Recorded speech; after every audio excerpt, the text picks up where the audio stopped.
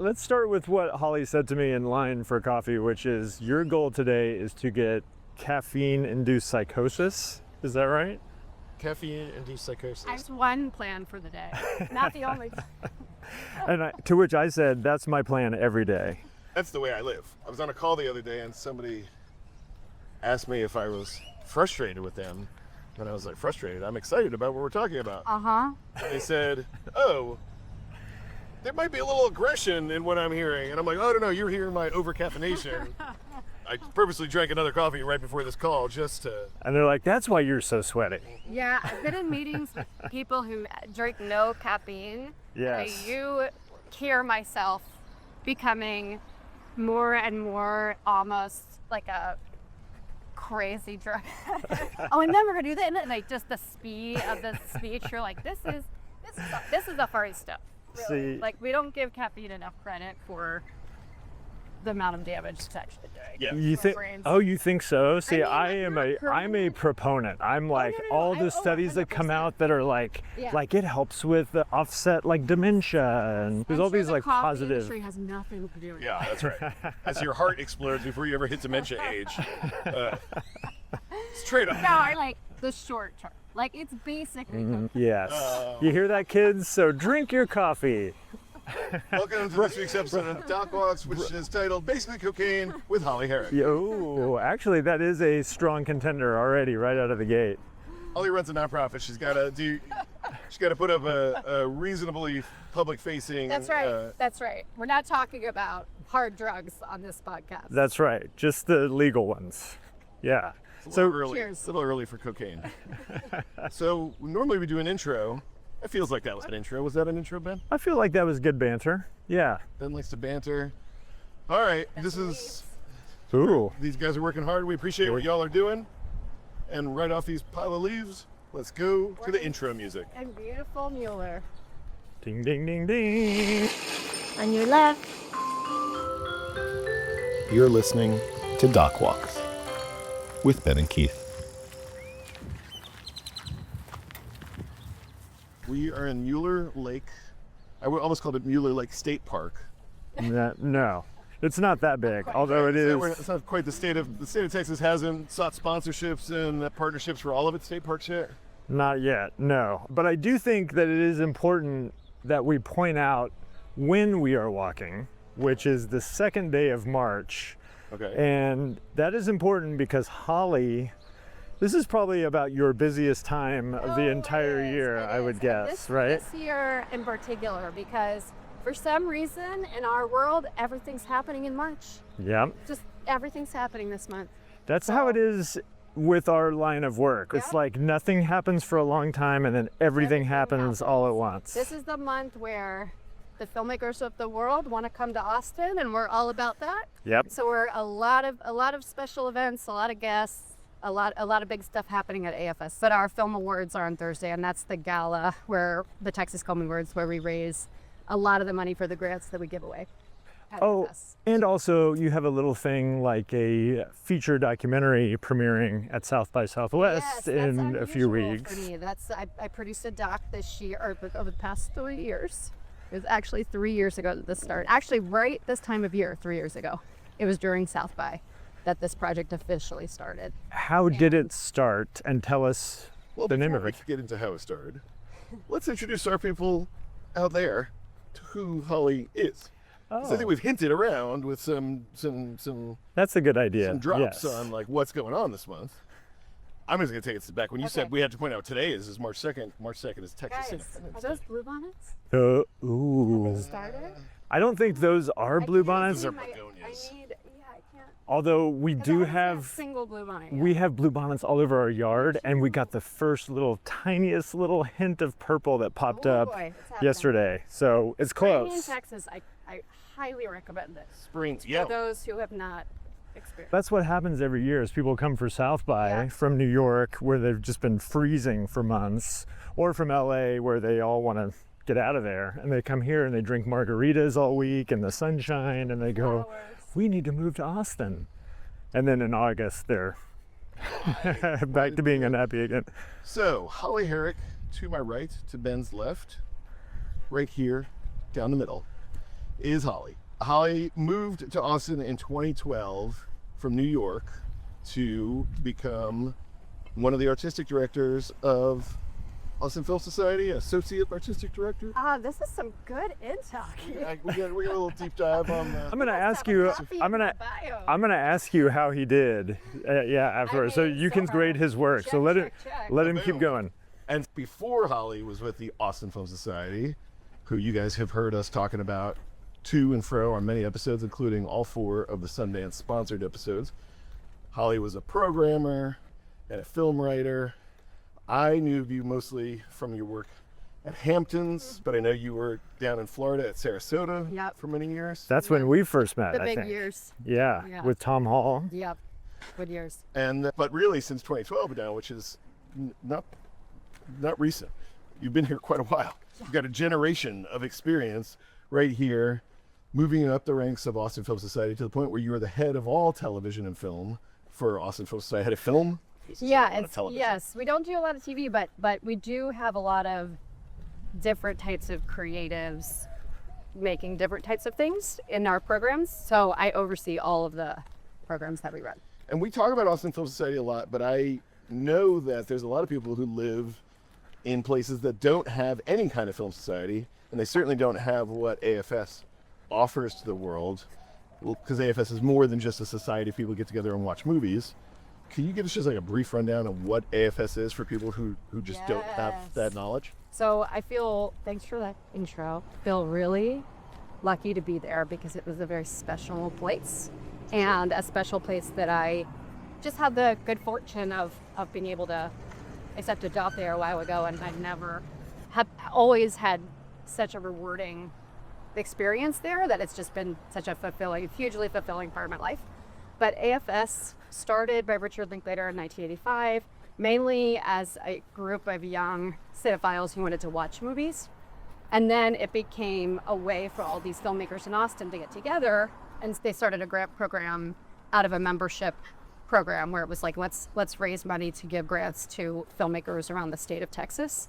So it went from only watching films to supporting filmmakers.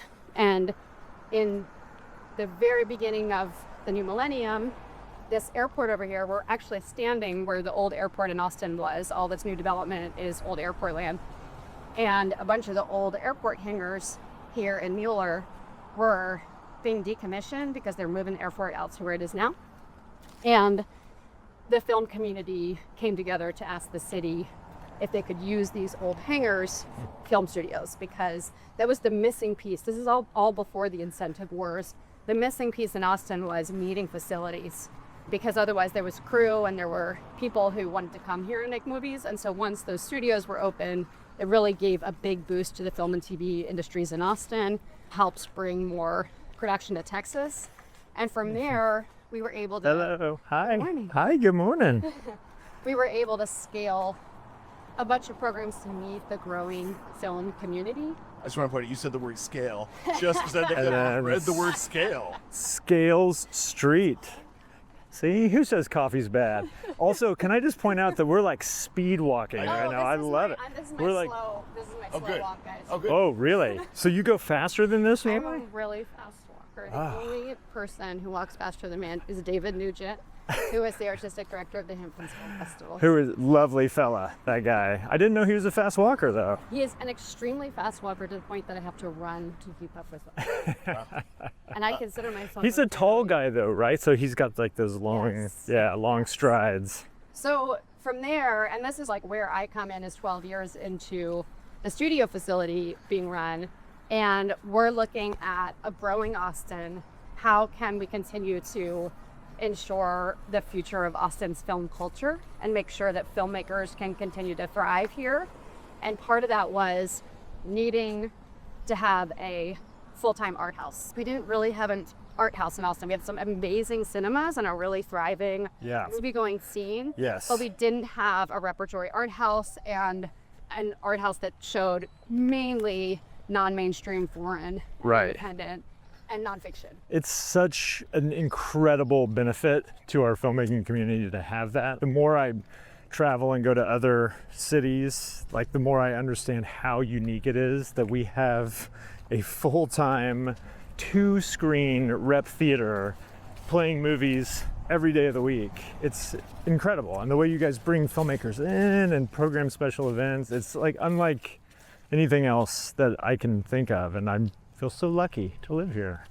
We all feel lucky, and it's also a great place for filmmakers to show their work, and also to have access to that kind of facility where it's like you can test your DCP, you can kind of Right. capture a work in progress of your film, you can rent it. Right. There are just a myriad ways that I think the AFS Cinema serves the film community, but mainly as a place for us to gather and experience the work that's being seen elsewhere, and also contribute to that conversation in international film culture. And so that was a big goal when I came in. We still had our screening series all over town, and we showed a lot of movies, but having a space that was consistently by the creative community for the creative community. And that's, of course, is for everybody, but I think really starting with artists was where we were coming from when we were making it. That like filmmakers in Austin needed a place that was kind of their own. And so much of our programming is generated by the film community coming to us and being like, hey, I saw this at a film festival, are you guys gonna program it? There just seems to be a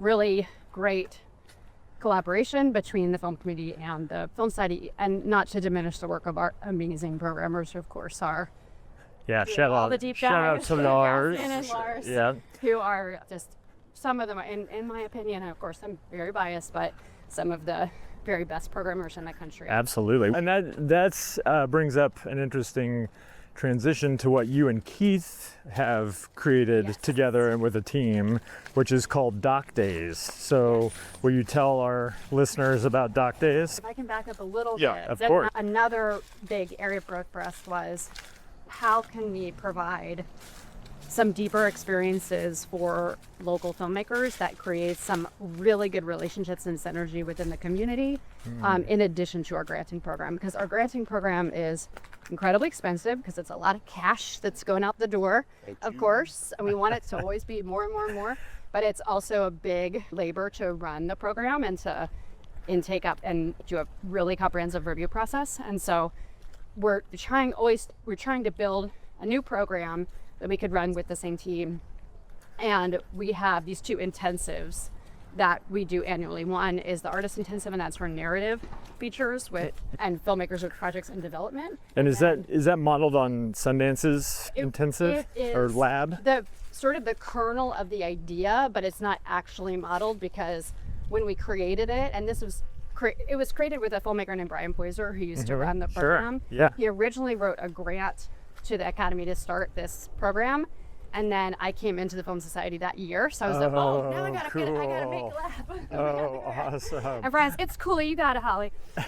And we sort of came up together with what could be useful for filmmakers at that point. Okay. And I don't think either of us really knew very much about the labs, to be honest. And so we've definitely benefited from the Sundance Labs because we've had mentors and filmmakers who've done the labs, who've done ours, and have been like, you should try this, or here's a piece that you can incorporate, but it's definitely its own thing. Yeah. It's a bit more of a retreat style experience than we're gonna handle cameras today, or we're gonna do this piece today. I we're gonna do see. that. It's less curriculum based. Right. It's a little more Like mentor. dreamy, freewheel. Richard Linklater is a mentor every year, and that's a big part of the program. And that's Cool. typically three people with scripts that are either almost ready to go or pretty close to ready to go. Yes. And you're bringing in mentors. Yes. Richard Linklater's there, but you're bringing in mentors also from New York and LA. Yes, and trying to create that synergy between the mentors and the filmmakers. And then after we've been running that program for a few years, Keith and Megan came to us and said, we really think there could be something more for doc filmmakers here. And we were like, we totally agree. What do you want to do? That was one of my And how favorite can you days. help us? Meeting on how much help we are. A huge amount of help. It wouldn't have happened without you. And so I was working with a colleague, Erica DeBrady-Sugars at the time, and we together with you guys, we developed this concept for a doc lab that would take place at our Austin public space. And we work with different, in the beginning worked with like many films, and now Right. just trimmed it down to 3 or 4 projects. But it has been just an incredibly rewarding way to bring documentary filmmakers in our Texas community together with the rest of the documentary industry. Very similar to what we're doing at the Artist Intensive, creating these moments of intersection Yeah. for people. But we do it at the same time as our Doc Days Festival, which is a boutique 8 to 10 film festival of new films that happens at the AFS Cinema, and we overlap them so that the And I want to clarify, I don't have any specific role in Doc Days and wasn't a part of the birth of it. you know, but you're kind of part of it. there's an overlap between the Doc Intensive and Doc Days, and they serve each other really beautifully, I think. And certainly Well, Doc Days serves the lab. It's a twofer, right? Because you bring in filmmakers who have new docs to That's right. screen, and then sometimes those filmmakers are also mentors. Often, yeah. And Yeah. almost every year we've been fortunate that Holly programs great films that Austin hasn't seen yet. They haven't hit our community at all, and it's often been like really established doc makers who've been out on the world stage in a lot of ways. And so inviting them into the doc lab that Megan and I are running with the AFS staff is like such a huge bonus. But one of the things I love about the Doc Intensive in particular is it's a little different every year, because it's like the amount of projects that are invited, the style and depth of the needs of the projects is different for every year. And the group of mentors that come for Doc Days and other mentors that we tap either locally or we can cajole to come down here is different every time. And so we, in a way, we have to make it up each year, but in a way, It's like true. we learn a lot from doing that. Yeah, and it is cool how there's a different vibe each year based on what the projects need, and it's very different from the Artist Intensive in that way. The Artist Intensive, of course, the vibe is different every year because people create the vibe, but it's, in terms of what we do, it's pretty much the same. And with Doc Intensive, it's always, oh, what are we gonna do this year? Right. What are we gonna get into? That sounds like making documentaries. Yeah, Yeah, you make it up as exactly. you go along. Exactly. Yeah. We turned off. I was trying to drive us towards that nature trail, but maybe we can Oh. hit it up there, I think. It's Okay. like right over there. Well, let's do it. Look, here's I a, know I know where you're trying to go. and there's an airplane flying overhead. We had a pretty good shot of the old tower too, going up this way. There's a lot. Obviously, there's so much that we need to talk about in the cover. You use the word a bunch of times in describing AFS and its relationship to the film community. Community has got to be the most utilized word on Doc Walks in the first almost 50 episodes now. Like, Yeah. everybody talks about community. We do, because we feel like that was a driving force behind starting this. Was wanting like, to this. Yeah. But it's because we've been raised, Ben and I, as back when we were young emerging filmmakers, and now that we're grizzled old confused filmmakers, like we've been raised by this community and lifted up at times by the community and compared and contrasted and inspired.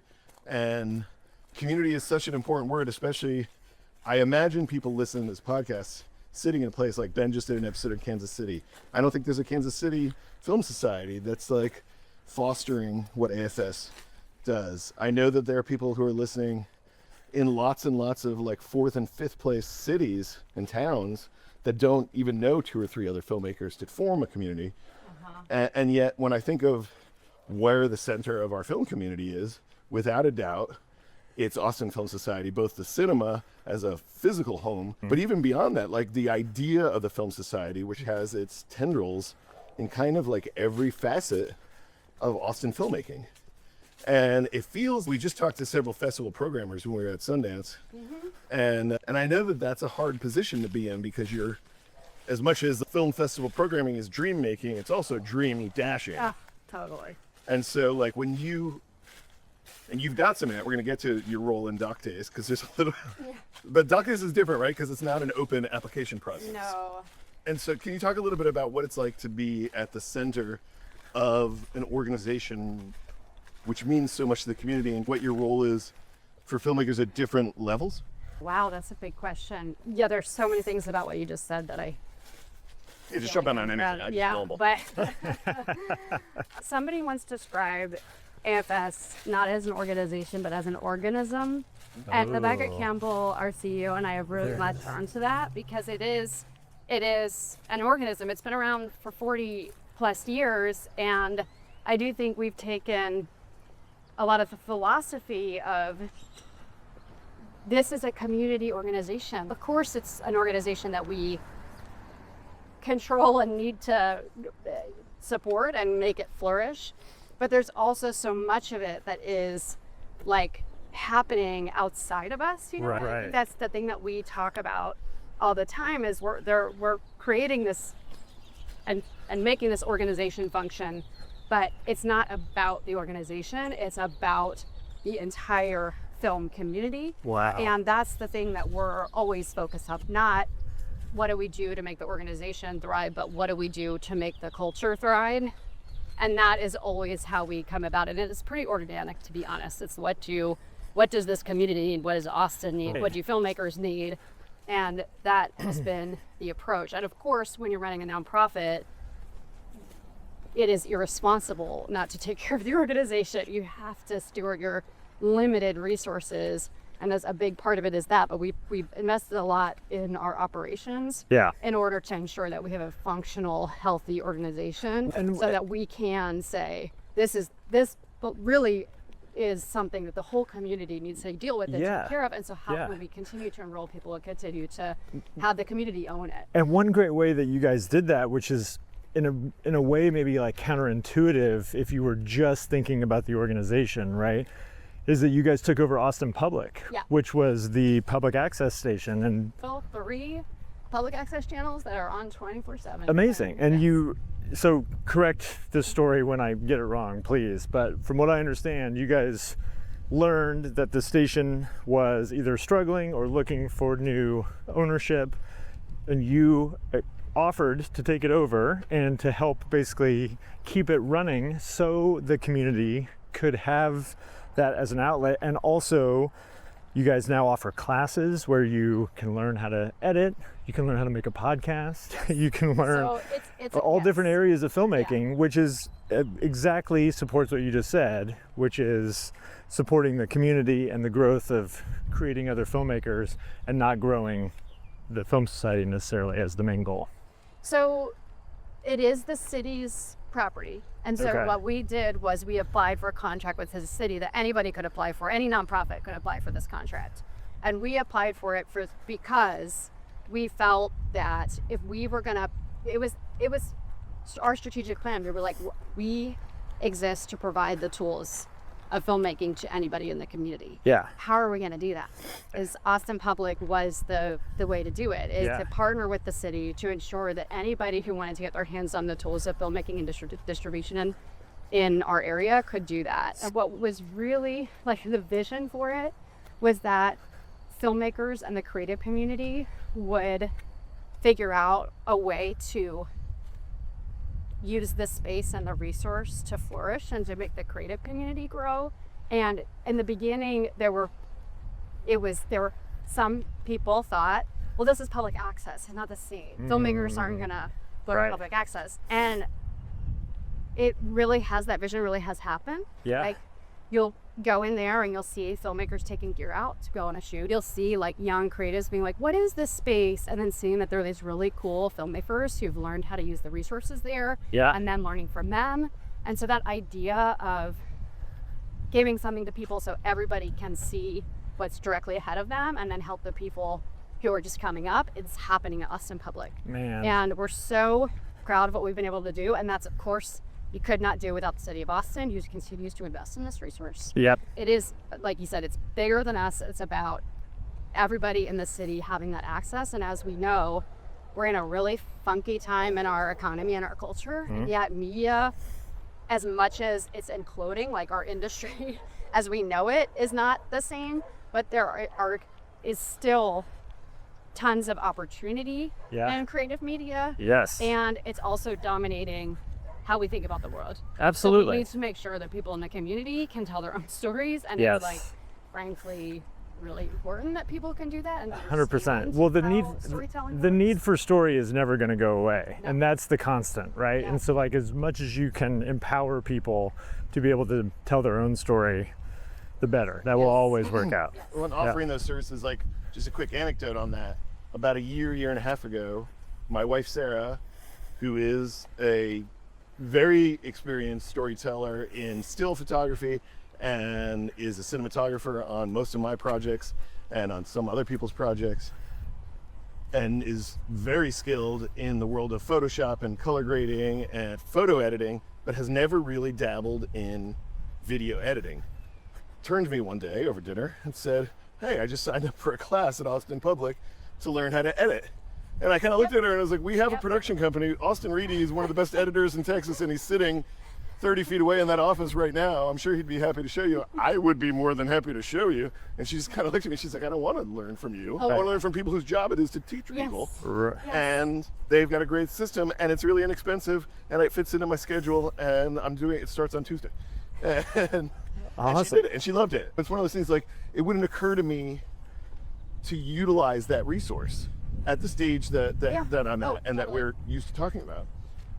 But it's open for everybody. And so Austin Public is a public access TV channel. Let's go on this trail. We call those classes, by the way, continuing education. Yeah. And that happens all the time. I love that. It's like people who are like, "Oh, you know what? I want to understand field recording because I want to be able to talk to my sound people on set." Right. So I'm going to go and take this class. And that is a classic story, and I love hearing those stories because that's living sport. Yeah. And no, you don't have to be a professional. You can be starting from anywhere, but there are many professionals there, and then that builds a network. Like now, the people who take that class got to meet Sarah. A little community And building. that's, that's amazing for them to meet somebody at her level. So it's. Okay, so as the head of film hang on just a second. Let's point out where we are here. We're walking up on this park where there's lots of people on yoga mats over here doing crunches. There's this really nice native plant area. Ooh, let's do it. Yeah, if you walk. We got some cacti. Yep. We got a little paddle cactus. We got these little grasses. There's some ladies working on fitness. And it was pretty fantastic talking about the city of Austin and them being a partner, and then we can't see it from where we are now, but we could see the entire skyline from back there, like looking out over the whole city of Austin as we were talking about them. These purple flowers. Yeah, they smell like grape juice. Are they mountain laurels? They are mountain laurels. Yeah. Sarah always calls them the big league chew. Yeah, they do. And this is where you can get all these native vegetation. Ooh, It cool. definitely trimmed it down for spring. But it looks like with the freeze, they trimmed everything down. So y'all aren't getting events in this area. But we're getting all these. So good at doing native plants around here. Yeah, all this cool sculpture. Look at this. This is And beautiful. Here's some flowers. Oh, you see some? Yep, little yellow flowers coming up. Spring will spring again. Ooh, that's an alternate title right there. Cocaine or spring, one of the two. Spring will spring again. We have yet to talk about. Live on it. There we go. Oh, here I got it. I got it. Ben's got Good eye. Look at that. Before we move on from AFS, Doc Days is coming, It's coming. and Holly's primary job, besides running all of AFS Film, is programming Doc Days. And so you are a film nonprofit exec. You are a programmer. We're going to talk about your new role as a doc producer. But before we move on from AFS, Doc Days is the special, unique, privileged kind of mini fest that you plan and host and foist upon us in April. Oh God! Pretty much. You will watch this. You have to watch. Doc. I was going to see what foist meant. See, this is what people say. I'm caffeinated and aggressive. This is what happens. I mean, well, it is kind of as aggressive. as somebody who is 10 films and they're not overlapping, so you have to watch all that. I mean, come that is a generous Who's read being of the. aggressive here? That's a generous read of the situation. As somebody who has edited almost 50 episodes of this guy talking, and you do the editing too. I'm not taking all the credit. I do know that Keith often starts talking without knowing exactly where he's going, and I think that might be a good indication of that. Isn't that called an external processor? Oh, is it? Yeah. We've named it an external processor. I think I'm an external. Is that okay? I was going to say, is it a sign of low IQ and like or psychosis? Definitely But psychosis. when you said you're an external press, no, it's a sign of warmth and geniality. Yeah, There you yeah. go. Of high achievement for sure. External Processing with Holly and Keith. Yes. Yeah. Sorry, there you Ben, go. that's our new podcast. We're not going to shoot it with video because nobody's going to watch it. We're just going to talk through it. We're both going to be doing big 12. I'm fucking walking fast. It's Doc Days.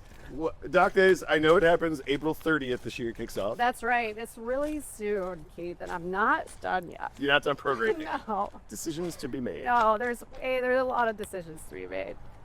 I still have more movies to watch. Let's sidebar Sorry, I'm afterwards really because late we this year. we have seen so many great docs this year, and I'm sure you have too. So we have some strong recommendations. Okay, great. Yeah, here, let's go. Everybody's recommendation. But you started in the world of programming. I did. And- So I kind of hold on to it fiercely because for a while Lars and I did the programming together, and of course he did more than I did, but I still I contributed a lot more to the AFS Cinema program, and little by little that has gone away, which is totally fine. We have the most amazing programming team, but I still hold on to these little pieces of programming, and Doc Days is gone on to them.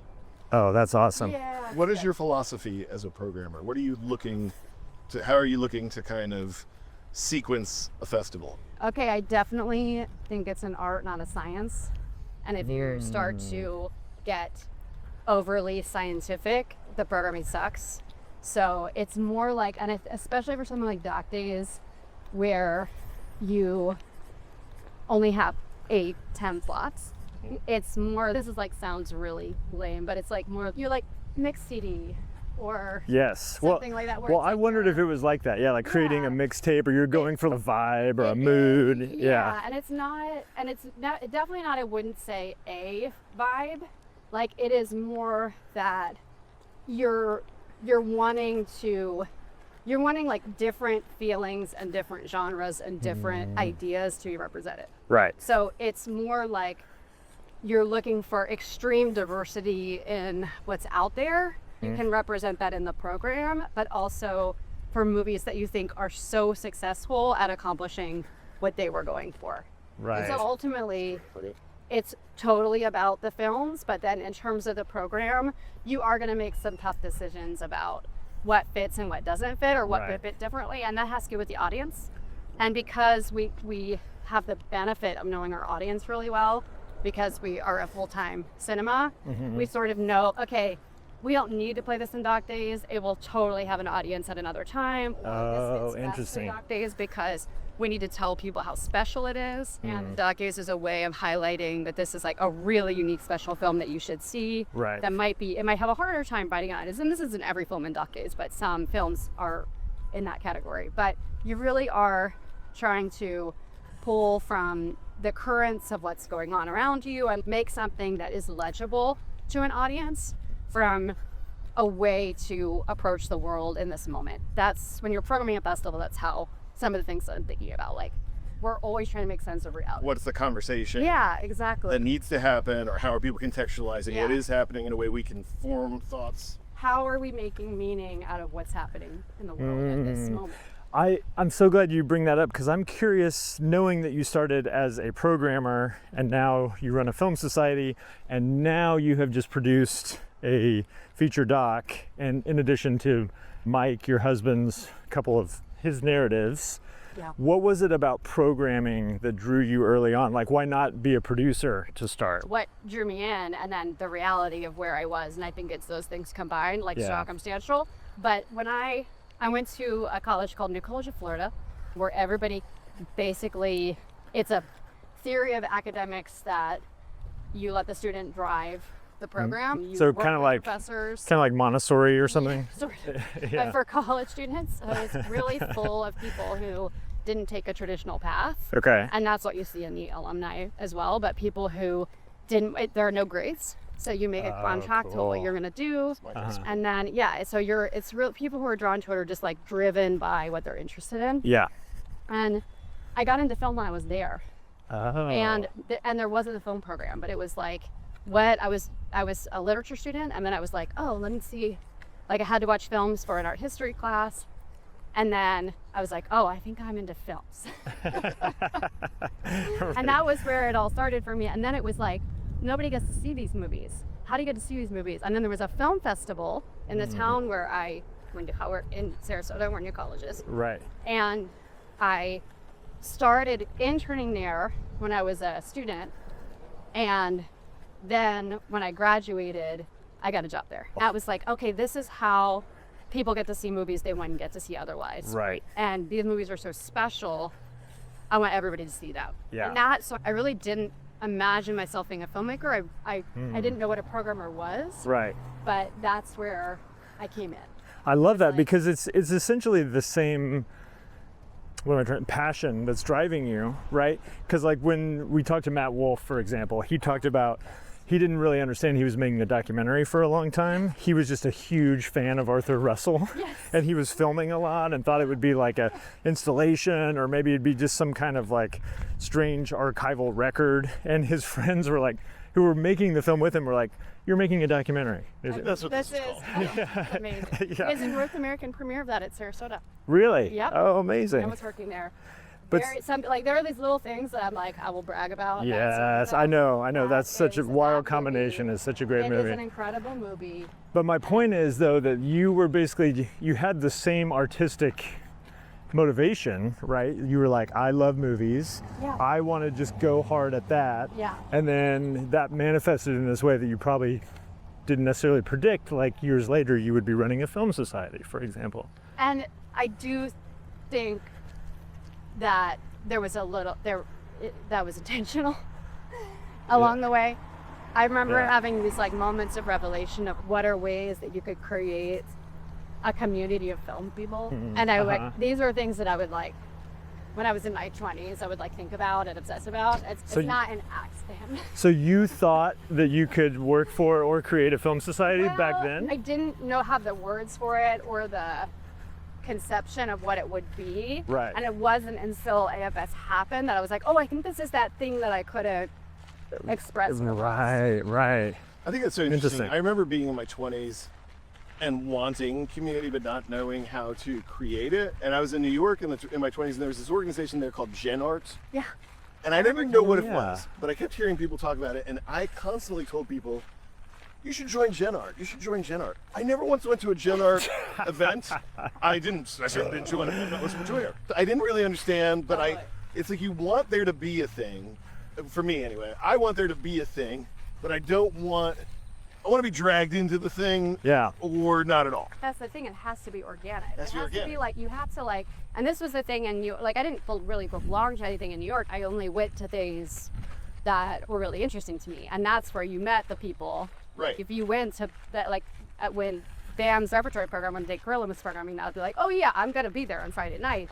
And then there's a bunch of people in the film community there who also find that interesting, and then they're building community organically and finding out what everybody's working on, and that's how it happens. Right. So I think that's where the art house piece of AFS comes in. It's like, you can't just be like, we're having a party and all the cool people should show up.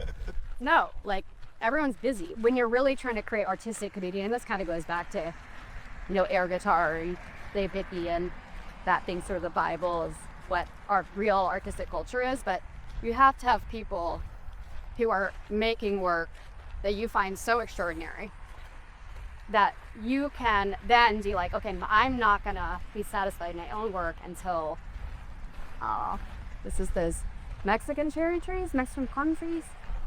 They were on that list of Or- stuff I was reading before. Okay, guys, I'm gonna get this wrong. Are they But they're cherry beautiful. blossoms? That's They okay. look that way. You're not the head of the Austin Flower Society, so you can get away with it. Maybe someday. It's the natural. I need you to rewind. I need a little more explication. Dave Hickey and air guitar. Those are words that I know. I've heard you say them, but I'm not sure what you meant, but probably you dropped it in there so Patrick. Okay, so there's an essay in Dave Hickey's Air Guitar about creative community, about artistic community, and it's been a few years since I've read this essay, but essentially the idea is you need to have, like, you can't be an artist on an island where everyone's, oh, we have this great artist, or we have this great filmmaker in our town, and that filmmaker is awesome, and everyone's just worshiping and loving that filmmaker. That does not do anything for anyone, especially young artists coming up. And it just is a recipe for that person becoming stale and mediocre and nobody else having opportunity. So you need people at all levels. You need people who are like at the top of their game and who are always pushing themselves forward, and then everybody else needs to be pushing themselves forward too. It's like art can never be satisfied, right? Right. The idea of us, we're peeling back the layers of culture. We're finding different ways to tell the truth. And so you can't just, there is no laziness and art together. You know, and that's not a nice word or not a good word, but like, how do you continue to have that level of drive and ambition behind the ideas? And it's in being in community with people who are going to be a little restless. Oh, I love that so much. Friction to bounce. So I just went to Lawrence, Kansas to be part of my alma mater's professional advisory board for the film school. Like literally, I was there yesterday. And the first night I was there, one of the professors drugged me, like literally was like, drug me along to a screening. I heard drug.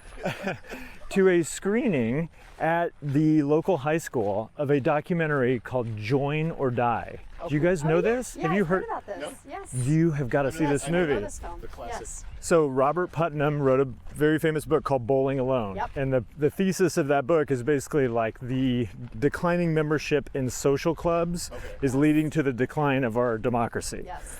And at this screening in Lawrence, Kansas, in a high school gymnasium, were 40 social groups, everything from like Civil War reenactors to like gardening clubs.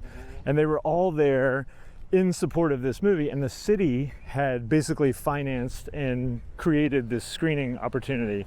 And the woman from the city came out and she was like, I understand we're in a time of division. It's perfectly okay for you to not like your city government if you don't think you like what we're doing. You are the city. If you don't like it, change it. There's 40 clubs right here, ready to go. And I was so moved. I'm so inspired. It was so cool. And it was what you were talking about, where it's like, you can't have things that just work at the top level. Like you have to have groups practicing democracy underneath the main democracy, right? Yes. Yeah. Yeah. Participation and drive and representation, like of different parts of the community. And I think also if the film community only exists in one particular section of the community, it's not really real. And I think that's what we're getting in Austin is more participation from people who weren't interested in film before, who are now getting, so there, I feel like that true, I don't know, it's an interesting time. Yeah. You said art cannot be satisfied, and to me, that's got to be a front runner for the title. Yeah, that's pretty great. And it's because I want to wear a T-shirt and put a little Post-it note at the minimum next to my computer that reminds me of that. When you say you can't be lazy, you're absolutely right. Like it's somewhere I fall. It's a trap I fall into.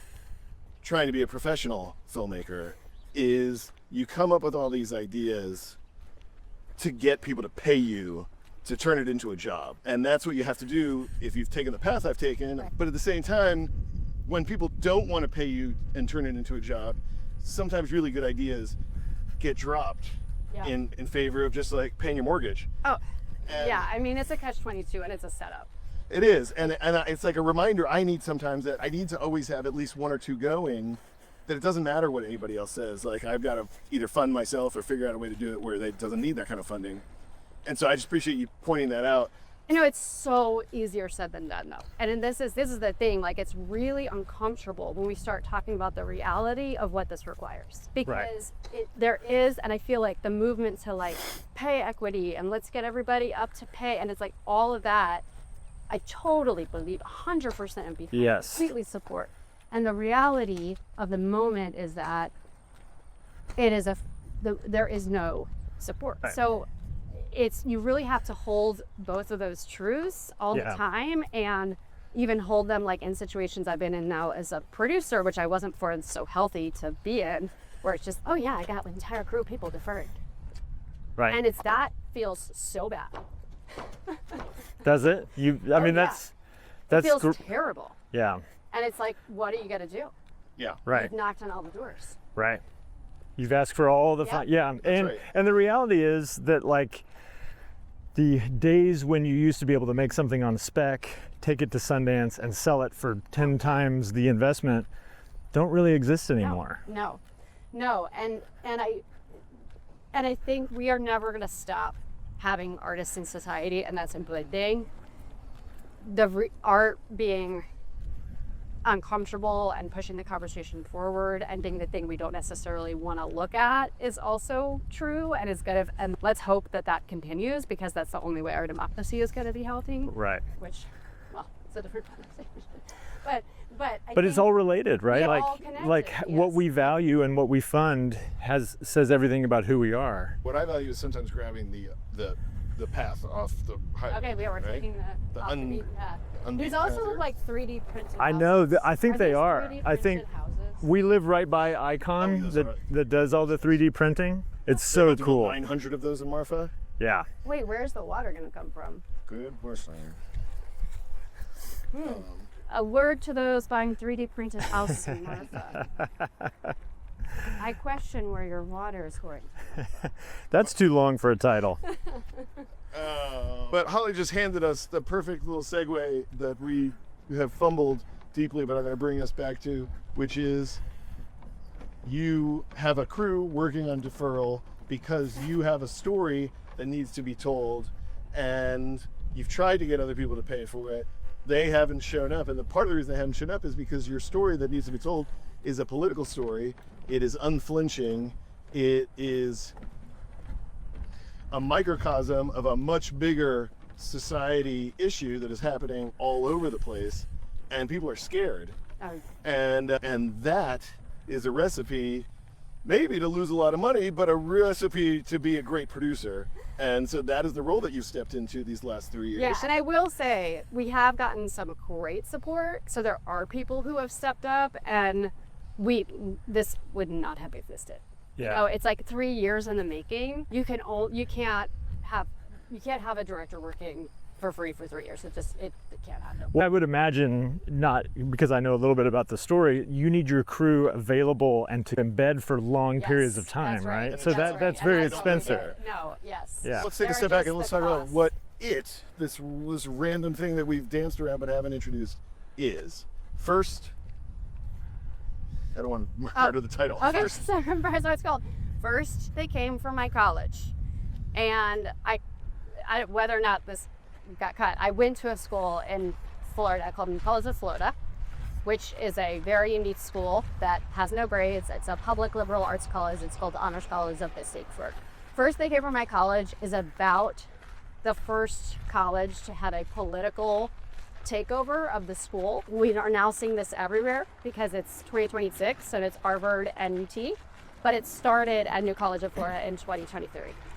And it was when Ron DeSantis, the governor of Florida, announced a takeover of New College of Florida, and Chris Rufo was elected to the board. Chris Rufo, of course, is the notorious crusader against DEIB in all of its forms. He got the President Harvard fired. But Chris Rufo also announced this as a hostile takeover of New College of Florida. Oh, wow. So He used that He phrase. used that phrase. Yes, and was not corrected That's by the aggressive. administration. So they called it a hostile takeover. That's aggressive and caffeinated. Both. yes. might be a little cocaine in it. And so it was intended as it appeared to be a political move by DeSantis, who was then announcing a run for president. And it looked like he was trying to get some headlines by being a crusader around education against diversity, equity, inclusion initiatives. But really what we discovered was that DEIB was almost used like a Trojan horse to get through the doors and dismantle the academic program and the culture. And that is something that now we've seen happen at every other school that is experiencing this. And so the documentary was not intended, it was really we approached it as we're trying to make art and meaning out of what's happening here. So it's not an advocacy doc. It doesn't cover the play-by-play of everything that happened at Wood College from 2023 to 2025, which is the period of production. But what it does do is observe from inside what the culture of the school looked like as the students and faculty experienced this huge, basically not just change, but really a hostile, Right. what they call the hostile takeover of the campus, and how that brought culture wars to campus, and really what that meant for students and professors and the Kenny Biddy Robin. As an alum of that school, can you remember the moment you first realized this was happening, how you heard it, and the moment of decision to do something about it? It was on Facebook and on WhatsApp that kids started talking to me about it, and it was shocking. And amidst like all the other really ugly things that have happened from the far right wing at that moment and since, it felt like just another way of trying to dismantle these, not just institutions, but very special parts of our country. Yeah. Like that, and it felt enormously depressing and upsetting. Like to have something that was so special. And the thing about New College is that it's affordable. So Florida famously is a very affordable place to go to college, in-state and out of state. And the reason a lot of people pick New College is they are kids who like want to go to Yale or Swarthmore or these expensive East Coast schools, and their families can't afford it, and they know it's just completely out of reach. And so they go to New College and they get the same kind of academic experience, and I would say the same quality of education. And that bears out because New College has the highest per capita PhDs of any public college in the country. Is that right? So, yes, Wow. it's a huge record of academic achievement among the students that have gone there. Yeah. It's because you're basically doing graduate level work. Every student does a thesis. Okay. So when they go on to graduate school, they tend to be really successful. And so when you read about this on Facebook and on WhatsApp, is your first instinct like to make a political statement back? Like, we got to hit back against it? I was like, what's happening? And there was a Slack group that started among the alumni. I mean, it's just devastating because for many people, New College was the only choice. It is a place, I don't know, there's a very famous story by a woman who went to New College who was a child of the KKK. Oh, jeez. And she went to New College. She was previously, she has transitioned. So Was this like David Duke's daughter or something? David Duke's niece. She went to New College and was transformed by the experience. Wow. And basically spoke out against her upbringing. She was sort of positioned to take over the KKK. Wow. And she attended New College because of the medieval studies program, which apparently is very valued among ultra right-wing ideologues, and was basically was deprogrammed essentially at New College. And so New College has this amazing history, rich history among the few people who have gone there. So I think when I saw this happening, and then we saw news stories from the New York Times, from the New Yorker, from the Atlantic, pretty much every major news outlet started to cover the story. And then I started to get really concerned because I was like, the things that people would say about New College, it was like struggling school. And I'm like, are you taking that from DeSantis's report? Because they were calling it struggling. The reason it was struggling is because the Republicans weren't funding it.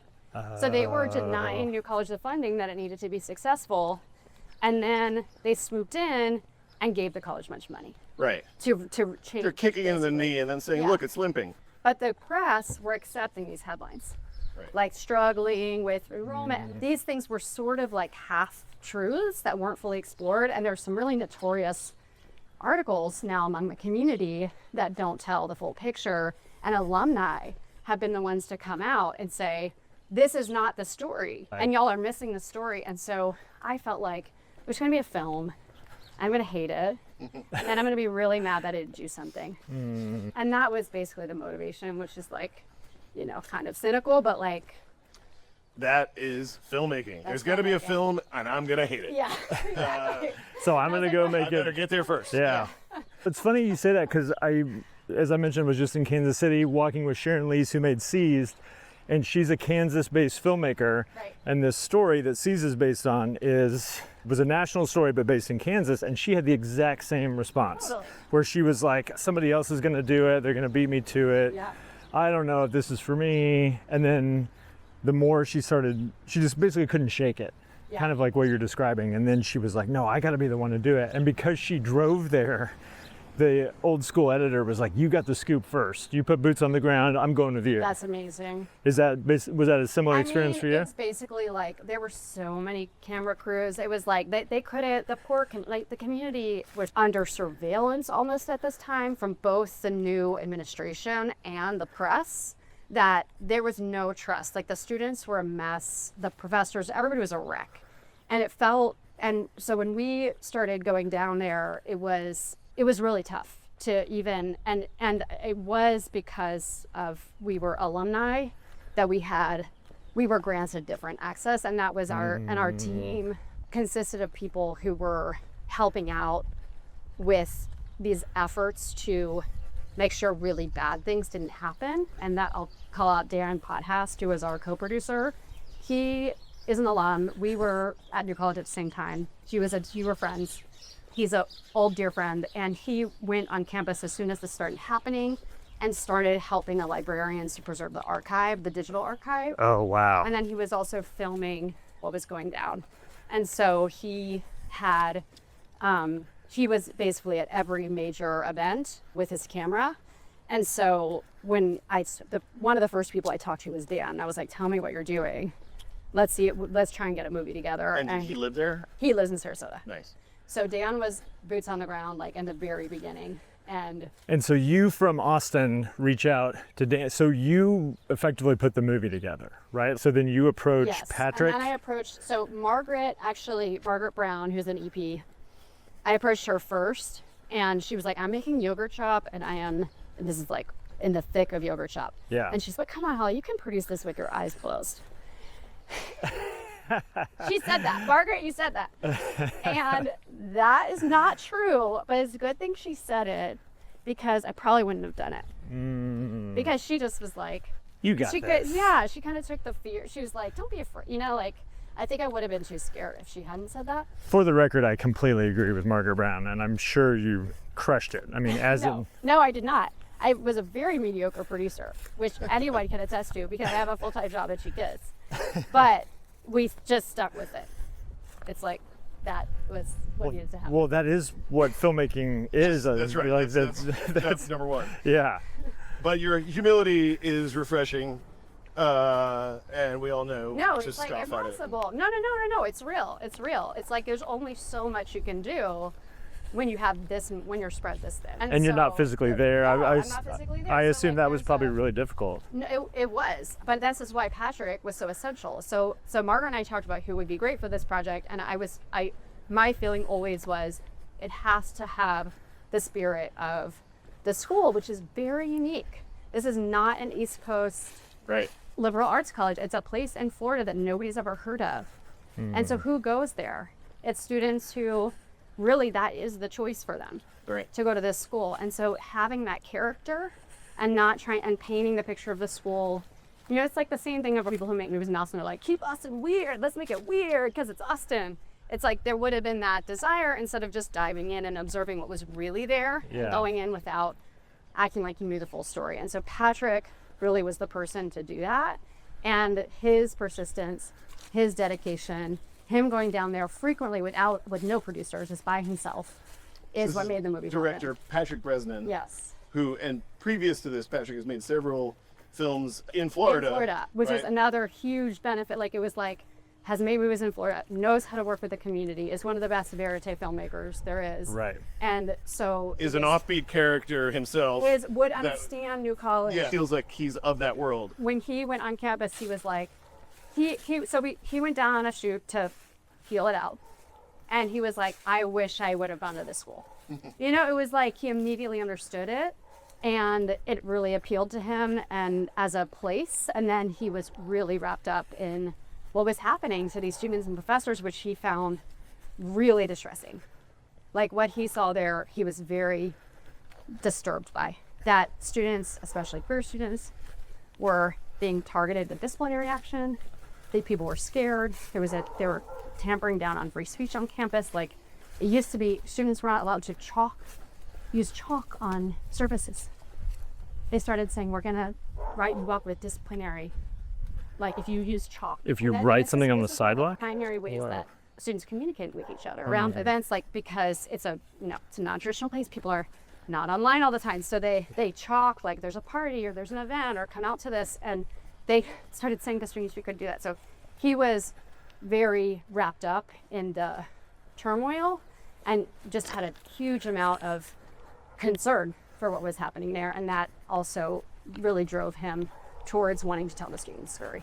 So I've been fortunate to see a rough cut of the film. I haven't seen the final. Oh, cut. it's so different. I'm sure. That's the process, right? Like that's the goal of rough cut. Is to, Yes. but for people out there who are, this is a story. I said it before in the introduction. This is a microcosm of what's happening in the world around us, and this hostile takeover takes the form of seeding the board of this school with people that have no connection to the history and culture of the place, don't speak the language basically, and immediately come in and start rearranging all the departments, rearranging the priorities of the school. One of the most, it sounds almost like it is. It's like a bad 80s movie villain kind of idea, but they take this like offbeat, quirky kind of student-run arts culture and immediately come in and say, after how old is the school? Oh, it's from 1960. Okay, so it's not that old, but after decades of the school running the way it is, they say, Hello. we need a sports program. The school, not surprising that they don't have, a baseball team or a football team, but that There's no sports program outside of whatever it's all student driven. So there's a sailing club, but that's because the students run it. There's a gardening club because the students run it. So if the students want to start a sport, they could do it. But it's not, the whole idea is like, there's not a program here of sports that this is where all the money is being found. All the money was found on the evidence. Well, all of and it. the gardening club is one of the most riveting aspects of the documentary, and I'm going to repeat that. That's a pull quote that you can put on the DVD box. The gardening club is one of the most riveting aspects of the documentary. And look, who else would have done that except for Patrick? Right. And it's like you have this revelation, and like Patrick's, I'm going to film the student. It's called the Food Forest. It's where the students grow edible foods in this beautiful Eden-like garden space on the campus. So first they came from my college, started 3 years. It was a 3-year process to make it. You had Patrick directed it. I know it was edited by Leah Marino, and then Yvette also came in. Yes, so we had 2 amazing editors. The other lead producer is Harry Hanbury, and it was like, would not have happened without this for Harry Hanbury and John Potts Haste. No, Dan Pothast. Dan Pothast Yes, and Harry Hanbury. yes. These are made up people. Yeah, that Harry Hanbury in particular is a great name I'm going to use with my kids. Okay. he's a great person and is responsible for so much of this movie. Cool. Okay, so the film is having its world premiere at South by Southwest. What is your hope for it? I mean, you've programmed films for a couple decades now, and you've shepherded people's film careers. You do have we even get into this, you have unique access to Richard Linklater and his career through his role at the top of the Austin Film Society and a long friendship and relationship there.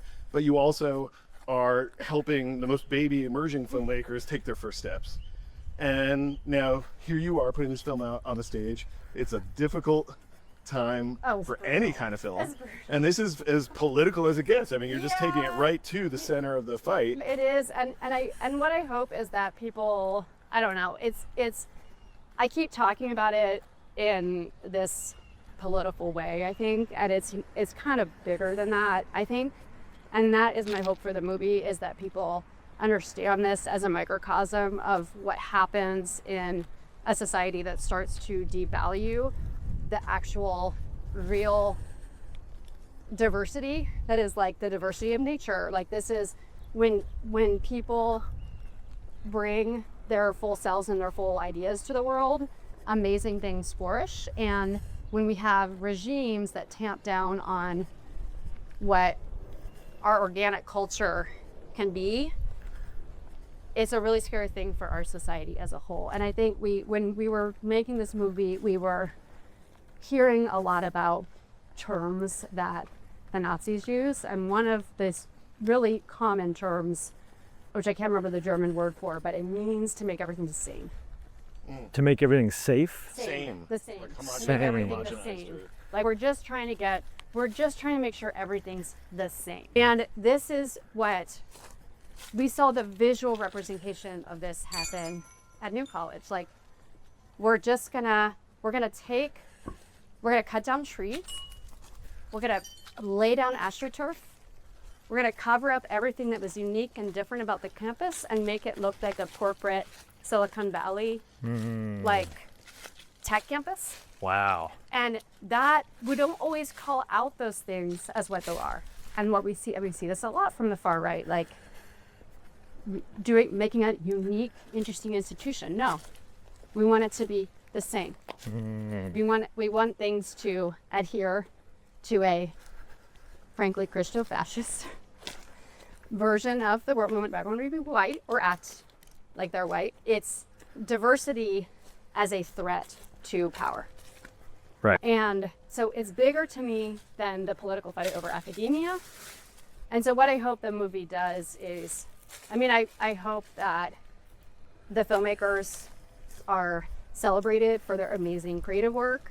I hope that the students and the professors that we filmed with have a feeling of being able to express themselves and what they experienced because the movie is out there and they are traveling around with it. And then I hope that other places that are experiencing the same type of oppression can find a way out and through. Yeah. Well said. Those are wonderful hopes. Yeah. Where will the film find itself after South by Southwest? Can you announce any more? Yeah, so we have True Falls and South by Southwest. Cool. And there's a few others that haven't been announced yet, so I don't know if I can say.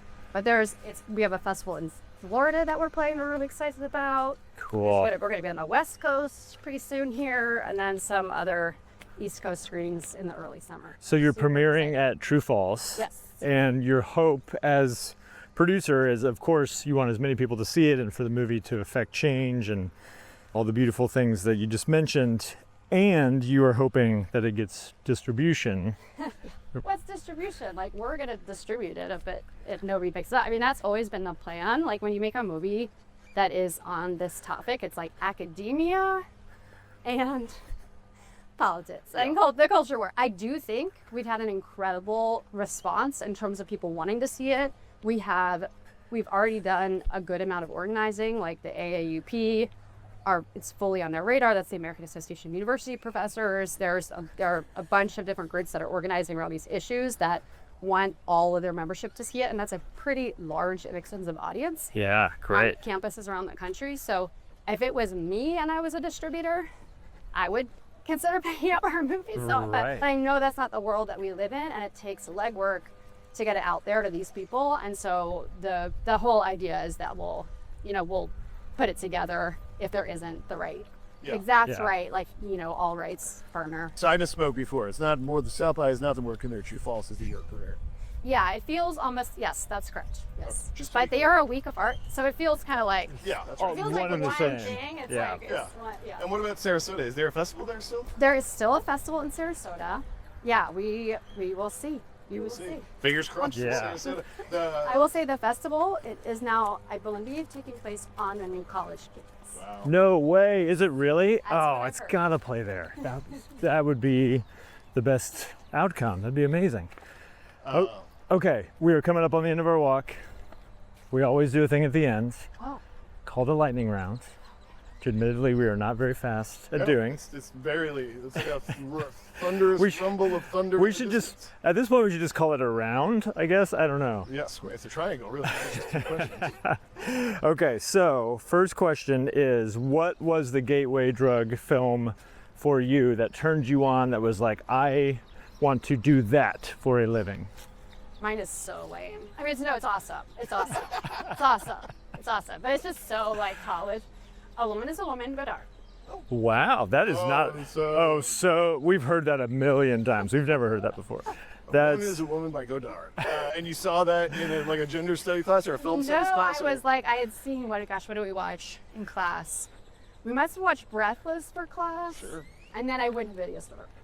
Okay. But wait, what makes you say that's lame? That seems like a pretty cool choice to me. Actually, And then it sounds like Breathless pushed you to check that, but yes. Yeah, but that was like, I think what I loved about it was it's like a celebration of his love of the Golden Era of Hollywood musical. And I loved that era. Like when I was growing up, that's all I watched. It was like all of the Singing in sweat. the Rain. All of Like especially Vincent Minnelli, like all of those amazing with Dee Garland was my star. Awesome. But I was really turned away by Hollywood in the 90s. Oh, for sure. The gender stuff. And then I felt like what was happening with Godard and women was also interesting. It was more interesting than what was happening like with Tarantino, and which also I didn't understand the history of that neither at the time, but like it was really hard to be a 17-year-old when all those ladies were hunting. Sure. Yeah. It's what I dropped film because of Pulp Fiction. Yeah, totally. Because nobody would shut up about it. Yeah. Freshman year of college. Okay, so that's your gateway drug. Go see Godard. What's the other questions, Ben? I always forget. The second one is that we hope that this is for aspiring filmmakers. Okay. And so what would your advice be to somebody who is just starting out in our industry? It's a particularly tough time to answer that question. No, I think it is really know your why. What is the thing, like if you're gonna say, why am I here? Really know your why and try and build your career around that rather than like some outside idea of what somebody's telling you it should be. Because then you'll find your way to like your passion and what you're here for and like your calling. Yeah. If you know why you're in it. And if it's fame and fortune, this is no longer the place, my friend. That is great advice. I just have to compliment you on that because we have not heard that before. And I love that it's know yourself and know what you want to accomplish before you go out to then achieve it. That's really good advice. I want to second that. And also just to say, like, for emerging filmmakers, and I don't want to speak for anyone else except myself, but when I was getting started in my teens and 20s, I felt like I was desperate to say something, but didn't have anything to say or didn't know what to say. Right. Yeah. And what I come to realize now, all these years later, is there's nothing wrong with that. I wasn't ready. I didn't know my why yet. And so that was the phase where I had to learn what mattered. Yeah. I had to learn what I was good at and what I wanted to get better at, Yeah. but I wasn't in the place to be the teller yet. Yeah. I learned to be the maker, but I wasn't the person who had the voice yet. Yeah. Hopefully. And then hopefully you know who you want to work with if you know why you're doing it. That's and then yes. you can try and Your why kind of drives. Yeah. Okay. And you're still figuring out your why, Keith. Externally processing, as we've learned. As we go, I will be. we all are. When are we gonna be when we grow up, guys? I don't want to grow up, ever. And then the last one is, what is the thing that you can't stop thinking about right now? And what I've learned is we need to be specific and make it non-film related. Oh, there Okay, you go. this is an easy one because I'm reading a Wendell Berry book. Oh, nice. And so it's definitely I'm reading culture, agriculture. I think that's what it's called. I don't know. I can't tell you the name of the book I'm reading. So I'm thinking a lot about like, everything is connected. Mm-hmm. How do we ensure that we steal all the connections that are easy to ignore? Like our connection to Earth, like how, I'm getting a little woo-woo here. Please. So like everything, how can we make sure that we don't stamp out our own values? And I think this is especially true for us in film. Like we don't have time to be like growing our own food, Mm-hmm. So how do we live our values and make the work, as we suck a lot of electricity from the system. I love that. And I would say that your career kind of exemplifies thinking about that, because the Film Society is like a living, like you talked about, it's like a living, breathing organism trying to create community. Yeah. And it seems like the more divided we get and the more we're all on our phones and streaming's gobbling us all up, like the more it's about figuring out that we're connected and needing to create those alliances and groups that is sort of the antidote to all that stuff, Yes, it is the antidote. Yeah. Yeah. Let's avoid isolation. Let's watch movies together. What's the name of the book, the Wendell Berry book? I think it's agriculture. Something is agriculture and something else. Okay. I'm gonna go back to what Holly just said, is let's watch movies together. And it is right now South by Southwest. This episode is coming out just as South by Southwest is about to end. So your film has already had its South by Southwest experience. How was it? It was so incredible. Thank you, South by Southwest. Well, and finally you have a chance to exhale because all the work is behind you. The Texas Film Awards, which you are running ragged to pull off. The Austin Film Society's South by Southwest party, which will be an entire episode of Doc Walks. Yes, That's it's so right. fun. And your film's not world premiere, but hometown premiere we appreciate you guys being here week to week. We've loved doing these festival episodes. Last week we brought you guys Claudette Godfrey, the festival programmer for all of South by Southwest. This week, Doc Days creator, festival programmer extraordinaire, and producer Holly Herrick. And next time on Doc Walks, we have Jess Harrop from Sandbox Films. So cool. Yes, that's right. So we've got programmers, we've got producers, we've got executives, and we got financiers. This is a great time to be a Doc Walks listener and a great time to be a Doc Walks sponsor. Austin Film Society has sponsored us numerous times. That's right. And this week, brought to you by our friends at Rambler Sparkling Water here. They are supporters of most things Texan, almost all things Austin, and good friends of ours. Please, they're great people. Please go support Rambler Sparkling Water. They are supporting us. Your favorite flavor is grapefruit. What's your favorite flavor, Holly? Oh, probably lemon lime. Ooh, I'm a Satsuma man, or wild cherry when they have it. I do like saying Satsuma. Satsuma. Okay. All right. Well, we did our next time. We did our triangle of lighting. Holly, is there anything we didn't talk about that you wanted to talk about? Oh, God. The Silver Book by Olivia Lang. It's a great book to read. Oh, okay. That's my last recommendation for everyone. Great. Love movies, read that book. It's about the making of a Pasolini movie. Awesome. I'm definitely going to read air guitar. You're the second person who I respect who mentioned it. And she's like, what's wrong with you? She didn't say that. Yeah. No, it's supposed to. She thought it, though. Let's admit it. I love Wendell Berry, so I'm going to look up. I think I have that book on my shelf. What's it called? And the Silver Book by Olivia Lang. Olivia Lang. Say it. All right. We got to shoot this truck. Woo, Oh, no, it's just a food loud truck. trucks. As usual, we don't know when to stop, so let's go ahead and say let's stop. Holly, thank you so much. This is fantastic. All right. Bye-bye. This episode is sponsored by our good friends at Rambler Sparkling Water, a tasty limestone mineral blend with the perfect level of tight, crispy bubbles. Made in America and proudly supporting American rivers. Ramble on. Doc Walks is created, produced, and edited by my friend Ben Steinbauer of The Bear. Hello. And my friend Keith Maitland of Go Valley. Thanks for tuning in. Follow us at DocWalksPod on Instagram, X, and YouTube.